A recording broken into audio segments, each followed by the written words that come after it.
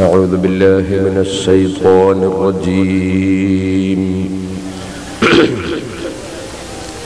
بسم الله الرحمن الرحيم الحمد لله رب العالمين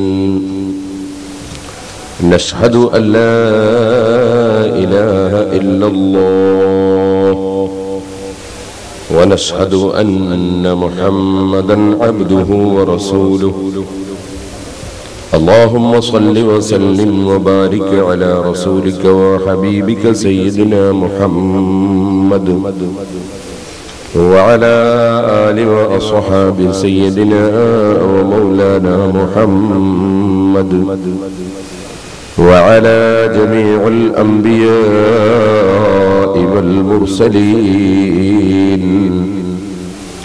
ومن اقتدى بهديهم إلى يوم الدين أما بعد فأعوذ بالله من الشيطان الرجيم بسم الله الرحمن الرحيم والضحى والليل إذا سجى ما ودعك ربك وما قلى وللآخرة خير لك من الأولى ولسوف يعطيك ربك فترضى صدق الله العلي العظيم صدق وبلغ رسوله النبي الكريم ونحن على ذلك من الشاهدين الشاكرين والحمد لله رب العالمين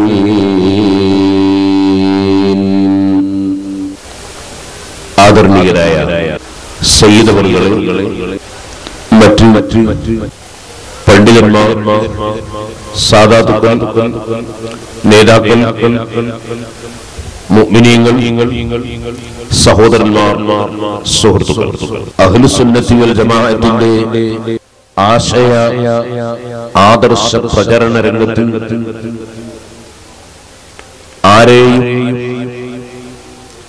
പരിഹസിക്കാതെ നിസ്സാരപ്പെടുത്താതെ നിന്ദിക്കാതെ അല്ലാഹുവിന്റെ ദീൻ ഹഖ് ഹഖായ നിലക്ക് ലോകത്ത് നിലനിൽക്കണം, നമ്മുടെ സ്വന്തം ജീവിതത്തിൽ പകർത്തണം, മറ്റുള്ളവരിൽ പ്രചരിപ്പിക്കണം എന്ന ഏറ്റവും വലിയ ഉത്തരവാദിത്വത്തോടുകൂടി പ്രവർത്തിച്ചുകൊണ്ടിരിക്കുന്ന മഹത്തായ സംഘടനകൾ എസ്വൈഎസും എസ്എസ്എഫും സുന്നി ജമീയത്തുൽ മുഅല്ലിമീനും അങ്ങനെ തുടങ്ങിയുള്ള ദീനിന്റെ ഖാദിമീങ്ങൾ സംഘടിപ്പിച്ച ഒരു പൊതു സമ്മേളനമാണ് ഇപ്പോൾ നാം പങ്കെടുത്തുകൊണ്ടിരിക്കുന്നത്. അല്ലാഹു ജല്ല ജലാലുഹു അവൻ പൊരുത്തപ്പെട്ട ആഖിറത്തിൽ ഉപകരിക്കുന്ന സ്വാലിഹായ അമലായി ഇതിനുവേണ്ടി അധ്വാനിച്ചവരിൽ നിന്നും പ്രവർത്തിച്ചവരിൽ നിന്നും ഇവിടെ വന്നവരിൽ നിന്നും സഹകരിച്ചവരിൽ നിന്നും അല്ലാഹു ഖബൂൽ ചെയ്യുമാറാകട്ടെ എന്ന് ആമുഖമായി ദുആ ചെയ്യുന്നു. ബഹുമാനപ്പെട്ട സയ്യിദ് അവറുകളുടെ നസീഹത്തും ദുആയും പ്രതീക്ഷിച്ചുകൊണ്ടിരിക്കുന്നവരാണ് നമ്മൾ. അല്ലാഹു സുബ്ഹാനഹു വ തആല നമ്മിൽ നിന്നും എല്ലാം ഖബൂൽ ചെയ്യുമാറാകട്ടെ. സുഹൃത്തുക്കളെ, നാം എല്ലാം മനുഷ്യൻ മറ്റു ജീവികളിൽ നിന്ന് വ്യത്യസ്തനാകുന്നത് ഏറ്റവും പ്രധാനമായി മനുഷ്യന് വിശേഷ ബുദ്ധിയുണ്ട് എന്നതുകൊണ്ട്.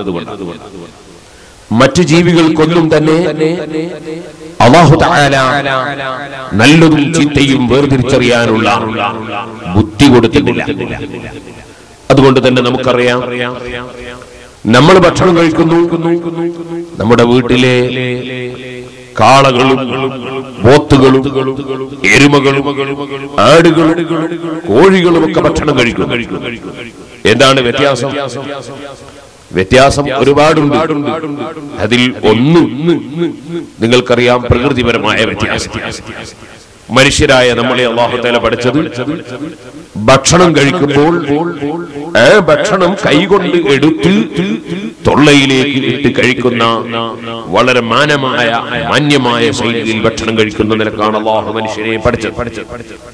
നേരെ മറിച്ച് കാള, എരുമ, പോത്ത്, ആട്, കോഴി അവകളൊക്കെ ഭക്ഷണം കഴിക്കുന്നത് അതിന്റെ സ്വന്തം മുഖം നിലത്തിട്ട് വരച്ചുകൊണ്ടാണ്. സ്വന്തം മുഖം അത് നിലത്തിൽ വെച്ചുകൊണ്ടും ഉരച്ചുകൊണ്ടുമാണ് മറ്റു പല ജീവികളും ഭക്ഷണം കഴിക്കുന്നത്. നാം ഭക്ഷണം കഴിക്കുന്നത് കൈകൊണ്ടെടുത്ത് മാന്യമായ രൂപത്തിൽ തൊള്ളയിൽ ഇട്ടുകൊണ്ടാണ് ഭക്ഷണം കഴിക്കുന്നത്. ഇത് പ്രകൃതിപരമായി അല്ലാഹു തആല വെച്ചിട്ടുള്ളതാണ്. നമ്മൾ ഭക്ഷണം കഴിക്കുമ്പോൾ കൈ കഴുകുന്നു, തൊള്ള കഴുകുന്നു. ഭക്ഷണം കഴിച്ചതിന് ശേഷം വീണ്ടും കൈ കഴുകുന്നു, തൊള്ള കഴുകുന്നു. ഭക്ഷണം കഴിക്കാൻ പോകുമ്പോൾ ബ്രഷ് ചെയ്യൽ സുന്നത്തുണ്ട്. ഭക്ഷണം കഴിച്ചതിന് ശേഷം പിന്നെയും ബ്രഷ് ചെയ്തത് പുണ്യകർമ്മമാണ്. അങ്ങനെ നമ്മൾ തൊള്ള കഴുകുന്നു, കൈ കഴുകുന്നു, ബ്രഷ് ചെയ്യുന്നു. ഇതൊന്നും ഒരു പോത്തും ചെയ്യാറില്ല. ഒരു കാളയും ഒരു പശു പല്ല് തേക്കാറില്ല, അതുപോലെ കൈ കഴുകാറില്ല, തൊള്ള കഴുകാറില്ല. കാരണം അവകൾക്ക് വിശേഷ ബുദ്ധി ഇല്ല. സുഹൃത്തുക്കളെ, ഈ പറഞ്ഞ ജീവജാലങ്ങൾ അതിന്റെ വായ കഴുകുന്നില്ല. കാരണം രണ്ടാണ്. ഒന്ന്, പ്രകൃതിപരമായി നമ്മെപ്പോലെ കയ്യിൽ വെള്ളമെടുത്ത് കഴുകാനുള്ള സാഹചര്യം അതിന്റെ കൈക്കും കാലിനും അല്ലാഹു കൊടുത്തിട്ടില്ല. മറ്റൊന്ന്, വൃത്തിയോടുകൂടി എന്റെ തൊള്ള, എന്റെ വായ, എന്റെ നാവ് വൃത്തിയോടെ സൂക്ഷിക്കണം എന്ന ചിന്തയും അതിന് ഇല്ല. അതുകൊണ്ട് തന്നെ മൃഗങ്ങൾ ഭക്ഷണം കഴിക്കുമ്പോഴും കഴിച്ചാലും അവകൾ വായ വൃത്തിയാക്കുന്നില്ല. പക്ഷേ ഞാൻ ഒരു അത്ഭുതം പറയട്ടെ, എപ്പോഴും പല്ല് തേക്കുന്ന മനുഷ്യരായ നമ്മൾക്ക് പലപ്പോഴും ഇത്രയൊക്കെ പല്ല് വൃത്തിയാക്കിയിട്ടും പല്ല് വേദനയാകുന്നു, പല്ല് കേടുവരുന്നു. അതുകൊണ്ട് ധാരാളം മനുഷ്യർ ഡെന്റൽ സർജനെ കാണാൻ വേണ്ടി ദന്താശുപത്രിയിലേക്ക് പോകുന്നു. ഈ കർണാടകയിൽ തന്നെ സുബ്ഹാനല്ലാഹ് എത്രയോ ഡെന്റൽ ആശുപത്രികൾ ഉണ്ട്, മെഡിക്കൽ കോളേജുകൾ ഉണ്ട്. മനുഷ്യന്റെ പല്ലിന് ചികിത്സിക്കാൻ തന്നെ എത്രയോ നൂറുകണക്കിന് ആയിരക്കണക്കിന് ഡോക്ടർമാരുണ്ടാകുന്നു. ഒരു ദന്താശുപത്രിയിൽ ചെന്നാൽ കാണാം പലരും ഇങ്ങനെ പല്ല് ധരിപ്പിച്ചിട്ട് ഇങ്ങനെ ഇരിക്കുകയാണ്, ഹിസാബിന് വേണ്ടി ഇരിക്കുന്ന മാതിരി ഇങ്ങനെ ഇരിക്കുകയാണ്. ഇങ്ങനെ കോടതിയിൽ കേസിന് വേണ്ടി ഇരിക്കുന്നത് പോലെ പല്ലും ധരിപ്പിച്ചിരിക്കുകയാണ്. എന്നാൽ നിങ്ങൾ ആലോചിച്ചിട്ടുണ്ടോ, ഇന്ന് വരെ ഒരൊറ്റ പശു, ഒരൊറ്റ ആട്, ഒരൊറ്റ പോത്ത്, എരുമ, കാള ഇങ്ങനെ പല്ലും ധരിപ്പിച്ചിരിക്കുന്നത് നിങ്ങൾ കണ്ടിട്ടുണ്ടോ? ഒരൊറ്റ പോത്തിനും എരുമക്കും നമ്മളെ പോലെ പല്ലിന് കേട് വരുന്നില്ല. അതാണെങ്കിലോ പല്ല് വൃത്തിയാക്കാറും ഇല്ല. എന്താണ് അതിന്റെ കാരണം? അതിന്റെ കാരണം കൊടുക്കുന്നവരും തടയുന്നവരും ഒരുവൻ മാത്രമാണ് എന്നതിലേക്ക് സൂചനയാണ്.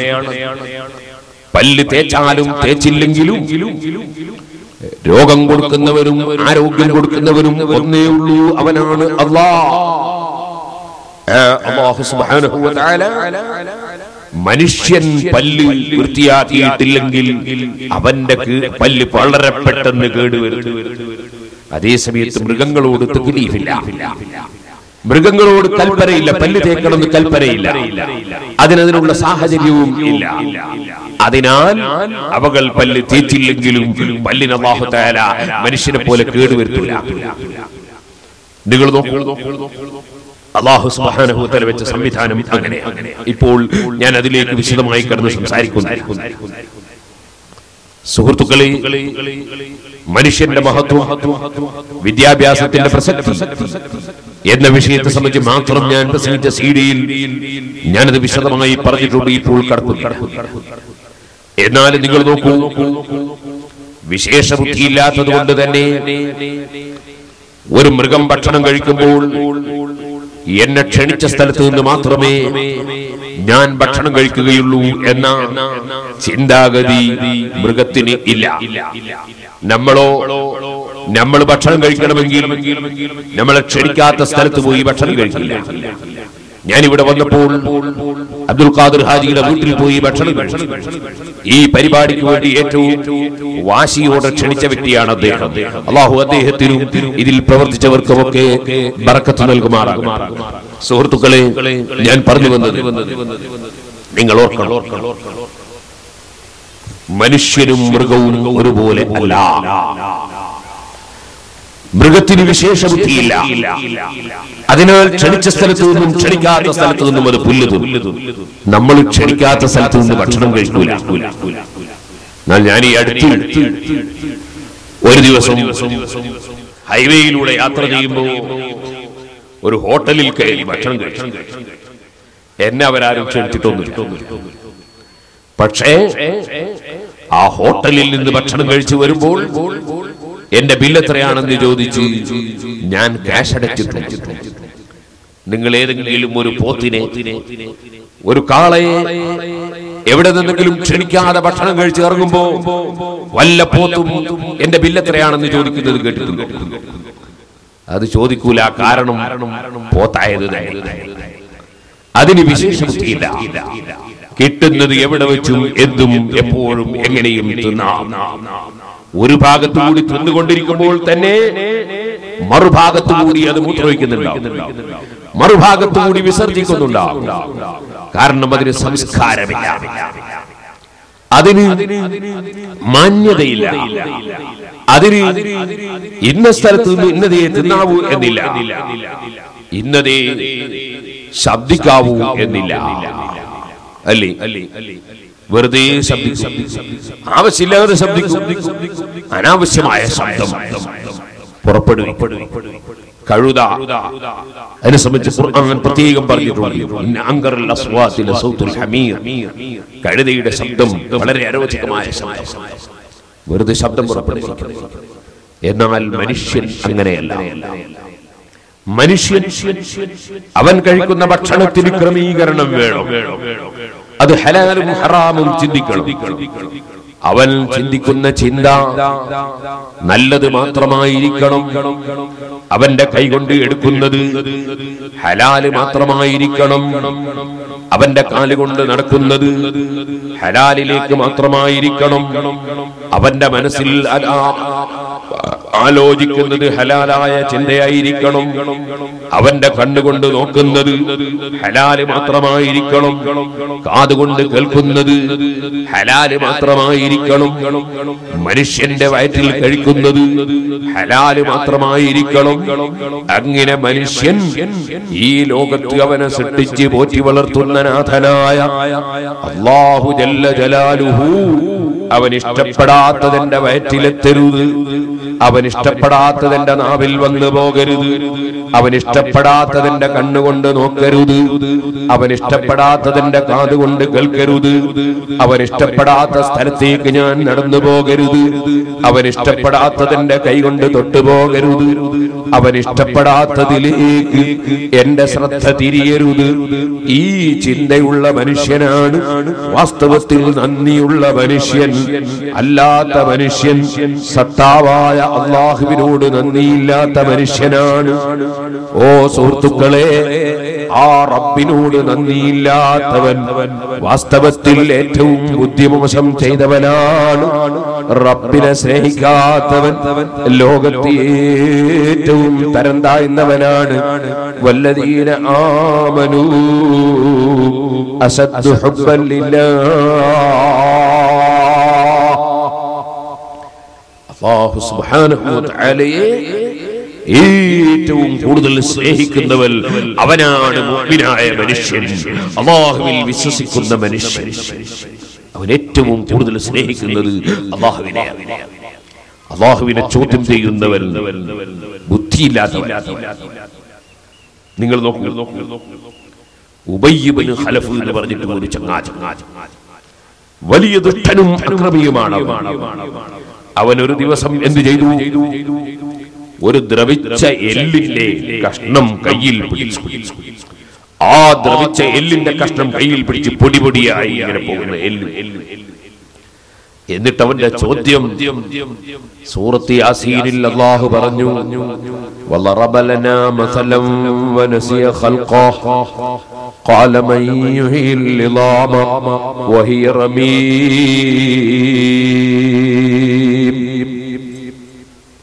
സൂറത്ത് യാസീൻ സുന്നികൾ ധാരാളം പോകുന്ന സൂറത്താണ്. എല്ലാത്തവർക്കും കേൾക്കുമ്പോൾ പൊടിക്കുന്ന സൂറത്താണ്. യാസീനൊന്നും ഇറങ്ങിപ്പോകുന്നില്ല മനുഷ്യന്മാർ. നിങ്ങൾ ഇവിടെ ഒന്നും അങ്ങനത്തെ ആൾക്കാരില്ലാത്തതുകൊണ്ട് ഞാൻ പറയാം. من قرأ سورة ياسين كتب الله له قراءة القرآن 10 مرات. യാസീൻ സൂറത്ത് ഒരൊറ്റ തവണ ഓതിയാൽ 10 തവണ ഖുർആൻ പൂർണ്ണമായി ഓതിയ പ്രതിഫലം അല്ലാഹു തആല രേഖപ്പെടുത്തുമെന്ന് മുഹമ്മദുർ റസൂലുള്ളാഹി. വലിയ ബർക്കത്തുള്ള സൂറത്താണ് സൂറത്ത് യാസീൻ. സുഹൃത്തുക്കളെ, അഷ്റഫുൽ ഖൽഖ് സല്ലല്ലാഹു അലൈഹി വസല്ലം 13 കൊല്ലം മക്കയിൽ ജീവിച്ചപ്പോൾ ശത്രുക്കൾ എല്ലാ അക്രമങ്ങളും എല്ലാ അനീതികളും കാണിച്ച് എല്ലാ നിലക്കും ബുദ്ധിമുട്ടിച്ചപ്പോൾ അവസാനം അവിടുന്ന് വീട്ടിൽ കിടന്നുറങ്ങുന്ന സമയത്ത് നബി സല്ലല്ലാഹു അലൈഹി വസല്ലം തങ്ങളെ വെട്ടിക്കൊലപ്പെടുത്താൻ വേണ്ടി ശത്രുക്കൾ വന്ന് വീട് വളഞ്ഞപ്പോൾ ആ സമയത്ത് പോലും കാരുണ്യം കാണിച്ച, ആ സമയത്ത് പോലും ശത്രുക്കളെ ശപിക്കാതെ, ശത്രുക്കളെ ചീത്ത പറയാതെ, എതിരാളികളെ ആക്രമിക്കാതെ, ആരെയും ശല്യപ്പെടുത്താതെ സ്വന്തം ശരീരത്തിന്റെ സംരക്ഷണം തേടിയിട്ടുള്ള നേടിയിട്ടുള്ള റഹ്മത്തുൽ ലിൽ ആലമീൻ മുഹമ്മദുർ റസൂലുള്ളാഹി. എങ്ങനെയാണ് ശത്രുക്കളെ മുന്നിലേക്ക് ധൈര്യപൂർവ്വം ഇറങ്ങിയത്? ഒരു പിടി മണ്ണ് വാരി കയ്യിൽ പിടിച്ചു. ഒരു പിടി മണ്ണ് കല്ലല്ല, കുപ്പിച്ചില്ല് അല്ല, അല്ലെങ്കിൽ വാളല്ല, കുന്തമല്ല, കത്തിയല്ല, ബോംബല്ല, കുറച്ച് പൊടിമണ്ണ്. ആ പൊടിമണ്ണ് വാരി കയ്യിൽ പിടിച്ചിട്ട് സൂറത്ത് യാസീൻ മുഖേന കാവൽ